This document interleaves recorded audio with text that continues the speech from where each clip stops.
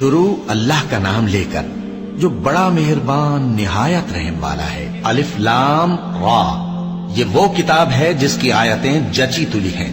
پھر یہ کہ اللہ حکیم و خبیر نازل کرنے والے کی طرف سے بتفصیل بیان کی گئی ہیں۔ اس کا پیغام یہ ہے کہ اللہ کے سوا کسی کی عبادت نہ کرو، اور میں اس کی طرف سے تم کو ڈر سنانے والا اور خوشخبری دینے والا ہوں۔ اور یہ کہ اپنے پروردگار سے بخشش مانگو اور اس کے آگے توبہ کرو، وہ تم کو ایک وقت مقرر تک متاع نیک سے بہرہ مند کرے گا اور ہر لائق فضیلت کو اس کی فضیلت دے گا۔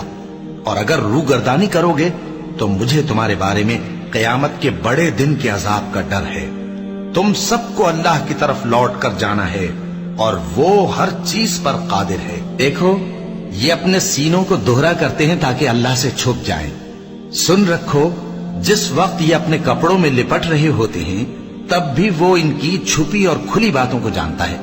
وہ تو دلوں کی باتوں تک سے آگاہ ہے، اور زمین پر کوئی چلنے پھرنے والا نہیں مگر اس کا رزق اللہ کے ذمے ہے۔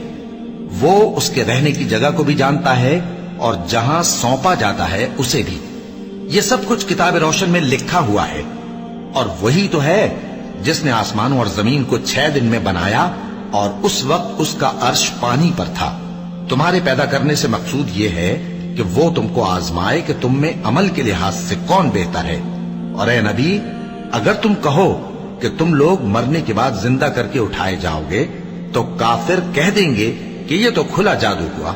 اور اگر ایک مدت معین تک ہم ان سے عذاب روک دیں تو کہیں گے کہ کون سی چیز عذاب کو روکے ہوئے ہے۔ دیکھو، جس روز وہ ان پر واقع ہوگا پھر ٹلنے کا نہیں، اور جس چیز کا یہ مذاق اڑاتے ہیں وہ ان کو گھیر لے گی۔